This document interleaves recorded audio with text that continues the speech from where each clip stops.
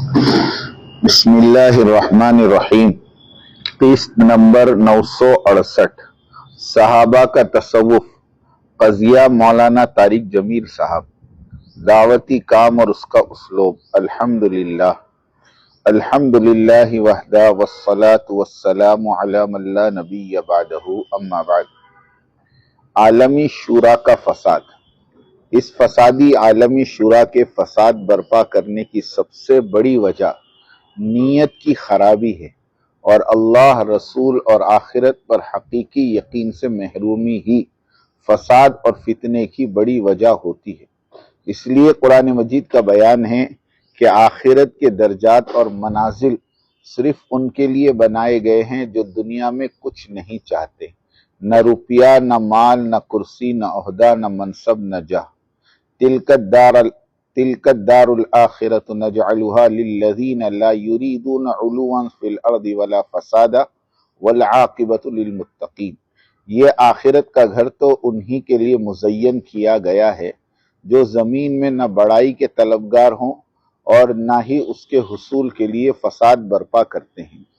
تنبیہ: دین کی محنت میں لگنے سے صرف ظاہر کا دیندار ہو جانا معتبر نہیں، جب تک مذکورہ بالا آیات کے مطابق دلی جذبات نہ بدل جائیں، یعنی ہر سانس کی عبادت اور ریاضت اور دعوت اور سخاوت محض اللہ واسطے ہو، اور ان کا اجر صرف حشر کے دن پانے کا ولولہ اور جذبہ ہو۔ یہی اخلاص ہے، اور ایسا شخص ہی مخلص ہے، اور اسی اخلاص کی برکت ہی سے ہدایت پھیلے گی اور فتنے دفن ہوں گے۔ یہی صفت اور کیفیت کو حاصل کرنا ہے، اسی کا حکم ہے، اور اس کے سوا جو باتیں اور کہاوتیں ہیں سب کی سب بیکار شیطانی وساوس ہیں۔ حقیقی دین تو 3 چیزوں کی تبدیلی کا نام ہے: دل کا یقین بدلے، زندگی بدلے، جذبات بدلے۔ فائدہ: یقین نہیں بدلا تو بندوں کو اللہ کی طرف کم اور اپنی طرف زیادہ بلائے گا، تاکہ اپنی پارٹی بنانے کے لیے زیادہ سے زیادہ لوگ میسر ہوں، اور ان ماننے والوں سے داد بٹورے، مال سمیٹے اور خدمت لے۔ اس مزاج کے ساتھ اگر وہ 100 سال بھی دعوتی محنت میں لگا رہے تو اس کی اپنی ذات کو رتی برابر کا فائدہ نہ دنیا میں ہوگا اور نہ بروز حشر۔ داعیانہ جذبات بنتے ہیں تو داعی نسل نوازی سے پرے ہو کر نسل کشی تک کی پرواہ نہیں کرتا۔ جیسے حضرت ابراہیم خلیل اللہ علیہ السلام نے سب کچھ اللہ کے لیے قربان کر دیا اور ثبوت دیا اپنے عمل سے اس بات کا کہ اے اللہ، مجھے تو بس تو چاہیے، تیرے سوا کچھ نہیں۔ ایک دن ہم نے ہمارے امیر محترم حضرت نعیم اللہ خان صاحب امیر آندھرا پردیش سے عرض کیا کہ چھوٹا سا مکان خرید لے۔ امیر محترم نے فرمایا کہ حضرت جی اول، حضرت جی ثانی اور حضرت جی ثالث کا جب اپنا گھر نہیں ہے تو نعیم اللہ کیوں کر گھر بنائیں۔ اسی طرح سے فضل کریم بھائی رحمۃ اللہ علیہ فرمایا کرتے تھے، قاضی عبد الوہاب صاحب، مولانا عبد الغنی صاحب کا جب گھر نہیں تو فضل کیوں کر گھر بنائیں۔ سچے عاشقوں کا قافلہ ہے۔ نعیم اللہ خان صاحب اسٹیٹ کے سیکریٹری آف قانون تھے اور گجرات اور بمبئی کے تجار فضل بھائی کے عاشق تھے، لیکن یہ دونوں بزرگ غیور اور متوکل علی اللہ تھے، جو بھی قریب ہوتا اس کی تشکیل کر ڈالتے۔ کسی کی مجال نہیں تھی کہ ان حضرات پر منحوس دنیا کو پیش کر سکے۔ تنبیہ: جس کے جذبات نہ بدلے ہوں اور وہ دنیا کی طلب کا لالچی کیڑا اپنے اندر پالتا ہو تو ایسا شخص ایک خونخوار بھیڑیے سے بھی زیادہ خطرناک ہو جاتا ہے۔ چوپایا بھیڑیا تو 1-2 کی جان مارے گا اور پیٹ بھر کر آرام سے سو جائے گا، مگر یہ 2 پاؤں والا بھیڑیا پوری امت کو تباہ کر دے گا، سب کو لڑوا دے گا، مروا دے گا، سب کے دین اور ایمان کا سودا کر دے گا۔ اتنی ساری تباہی کے باوجود نہ تو اس کی حرص مٹے گی اور نہ اپنے مقصد تک رسائی، اس لیے کہ مقصد تک تو وہ پہنچتا ہے جس کی کوئی منزل مقرر ہو۔ اگر دعوتی کام سے تمہارا مقصد لیڈر بننا ہے، چودراہٹ حاصل کرنا ہے، بڑا بننا ہے، تو تم اپنے پیر پر خود کلہاڑی چلا رہے ہو، عنقریب کام سے محروم کر دیے جاؤ گے۔ اس لیے یہ مبارک کام صفت فنائیت چاہتا ہے۔ لا یریدون علوا فی الارض ولا فسادا کو حصر کے ساتھ بیان کیا گیا ہے۔ بے دین عمرہ کی تخریب کاری سے اتنی تباہی نہیں ہوتی جتنی کہ دینی عمرہ اور بڑوں کی مصاحبت سے تباہی آتی ہے۔ نجات چاہتے ہو تو عوام میں مساکین اور غربا کے ساتھ مل کر دعوتی کام کرو، خدام بن کر کرو نہ کہ مخدوم بن کر۔ یہ بدترین حال تو اس داعی کا ہے جو دعوتی محنت میں لگ کر کچھ بولنا سیکھ لے اور تھوڑی سی مقبولیت مل جائے تو پھر وہ تو اپنا سکہ چلانا شروع کر دے، گویا کہ اپنے پیروں سے تبلیغ کی بیڑی اتار پھینکی۔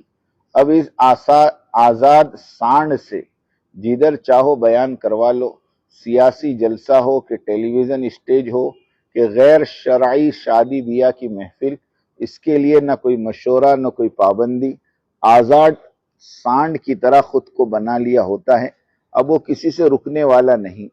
حالانکہ داعی کا ہر قدم اور ہر بول اطاعت امیر کا مرہون ملت ہوتا ہے۔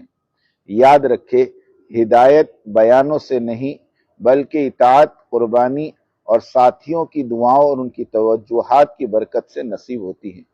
اسی طرز سے مجمع تیار ہوتے ہیں اور عمومی ہدایت پھیلتی ہے۔ واہ حسرتا، گراں قدر قربانی والا رائیونڈ مرکز آج اپنے اصلی مرکز نظام الدین سے بچھڑ گیا، وہاں کا حصہ بننے سے رہ گیا اور نتیجتاً انتشار اور خلفشار کی آماجگاہ ہو کر رہ گیا۔ یہاں تک کہ مقیمین میں سے ہر ایک دوسرے کے سائے سے ڈرتا ہے۔ اسلام دشمن طاقتوں کی راجدھانی قائم ہو گئی، دین کے نام پر دنیا بٹورنے والوں کی بادشاہت قائم ہو گئی۔ احادیث میں ایسے لوگوں کو کلاب النار یعنی جہنمی کتے کہا گیا جو دین کے بدلے دنیا خریدتے ہیں۔ صحابہ کا تصوف تین چیزیں تھی: نماز، قرآن اور دعوت اللہ۔ زوال کے بعد صوفیہ نے ان تین چیزوں کے بدلے اپنی طرف سے تین چیزیں گھڑ لی: نماز کی جگہ مراقبہ، قرآن کی جگہ تصوف اور دعوت اور جہاد کی جگہ مجاہد نفس اور صوفیانہ دیو مالائی نظام، اور پھر مکھیاں مارتے رہ گئے۔ کتاب سیرت النبی، علامہ سید سلیمان ندوی۔ بات یہاں تک بھی نہیں رکی، البتہ یہ فتویٰ جاری کیے گئے کہ قرآن کو سمجھنا بہت مشکل کام ہے، اس کے لیے 17 علوم کی ضرورت ہے۔ یہ لکھ کر اور بیان کر کے ہر امت مسلمہ کو قرآن سے دور کر دیا، جہالت کے اندھیروں میں دھکیل دیا، شریعت چھوٹی اور خواب اور منامات شریعت کی جگہ لے لی، یہاں تک کہ اہل علم کو کہنا پڑا الصوفی لا مذہب لا، صوفی کا کوئی مذہب نہیں ہوتا، جو خواب و خیال میں آیا وہی شریعت۔ اب تبلیغ والے قرآن، حدیث اور سیرت کی طرف بلا رہے ہیں تو فقیروں، ملنگوں، باباؤں، صوفیوں کی چیخیں نکل رہی کہ یہ کیا ہو گیا، ہماری دکانیں بند ہو رہی۔ پرانے بزرگوں کا نہج بہت اچھا تھا، اس لیے کہ ان کے دور میں تبلیغی مرکز سے زیادہ خانقاہیں آباد تھی۔ تبلیغ والوں سے کہا جاتا کہ تمہاری تبلیغ سے لوگوں کی اصلاح ہو رہی، مگر تمہاری اصلاح کیسے ہوگی؟ تم آؤ ہم سے بیعت کرو۔ سیدھا سادے تبلیغی گشتوں والی، مشقتوں والی لائن چھوڑ کر خانقاہ کی نظر ہوتے چلے گئے۔ گزشتہ 50 سالوں میں تبلیغ نے 80% داعی کھو دیے۔ سن 2016 سے داعیوں پر سیرت طیبہ کا رنگ چڑھتا گیا تو تبلیغ والے خانقاہوں کی بجائے دعوتی محنت میں اپنی صلاحیتیں جھونکنے لگے۔ اس کی برکت یہ ہوئی کہ دعوتی کام 1000 گنا زیادہ ہونے لگ گیا۔ قسطوں کے ذریعے ہم نے اسی بات کی ذہن سازی کی کہ کامیاب تاجر اپنے سرمایے کو تالوں میں بند کر کے رکھتا ہے، اس کی حفاظت کرتا ہے۔ الحمدللہ تجویز پسند آئی، ساتھیوں کی حفاظت ہوئی اور خوب ہوئی الحمدللہ۔ قضیہ مولانا طارق جمیل، مولانا سجاد صاحب نعمانی اور مولانا طارق جمیل صاحب یہ دونوں تبلیغی ہیرو تھے۔ مولانا عتیق الرحمن سنبھلی مولانا سجاد صاحب کے بڑے بھائی تھے، لندن میں ہوتے تھے، ہمارے بڑے اچھے تعلقات تھے۔ مولانا جمعہ کی نماز مرکز لندن ہی میں ادا فرماتے تھے۔ وہ ہمیں مذاق میں فرمایا کرتے تھے کہ تم تبلیغ والوں نے کیا جادو کیا کہ ہمارا چھوٹا بھائی مولوی سجاد تبلیغ کے سوا کسی دینی کام کو کام ہی نہیں سمجھتا۔ یہی حال ہمارے دوست مولانا طارق جمیل صاحب کا تھا کہ تبلیغی عمومی محنت میں غرق رہتے تھے، 40 سال سے جانتا ہوں۔ اچانک دونوں بزرگوں کے دل میں خودی کا روگ جاگ اٹھا۔ مولانا طارق جمیل صاحب نے شوبز اور ٹی وی اور یوٹیوب کی طرف منتقل ہو گئے اور بڑا نام کمایا۔ اسی طرح مولانا سجاد نعمانی نے نئی ممبئی میں خانقاہ کھول لی۔ دونوں نے عالمی شورا کا بڑا ساتھ دیا۔ نیرول مرکز مولانا سجاد نعمانی ہی کی عنایت سے ملا تھا۔ بہرحال طارق جمیل صاحب نے تبلیغی سادگی کا چوغا اتار کر پھینک دیا اور شوبیز کی چکاچوند میں کھو گئے، اور سجاد نعمانی صاحب نے پیروں کی راہ اختیار کی اور شیخ بن گئے اور بیت کا بازار گرم کیا۔ دونوں کی منشا یہی ہے کہ دعوتی کام والے اپنے اجتماعات وغیرہ میں ہم سے بیان کروائے، ہماری واہ واہ ہو۔ قرآن مجید کا فرمان ہے، لا تحسبن الذین یفرحون بما اوتوا، لوگ چاہتے ہیں کہ ہر حال میں ہماری تعریف کی جائے، چاہے وہ کام ہم کرے یا نہ کرے۔ عوام یہ کہتی ہے کہ مولانا سجاد اور مولانا طارق جمیل صاحب کا تبلیغی کام پر احسان ہے، تو یہ غلط ہے۔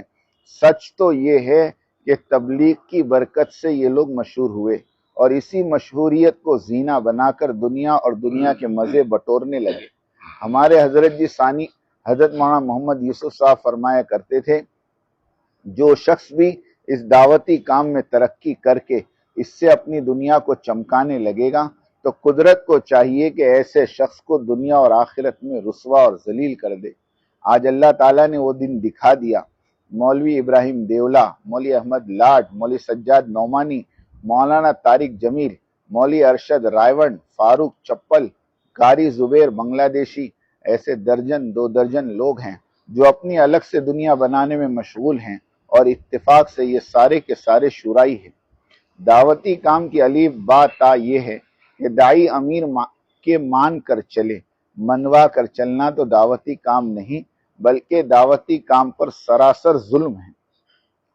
ہمارے فضل کریم صاحب فرمایا کرتے تھے، اس کام میں موت تک لگے رہنا چاہتے ہو تو اس کام میں ایسے رہو جیسے کوئی نیا ملازم ہر روز ڈر ڈر کر پھونک پھونک کر چلتا ہے۔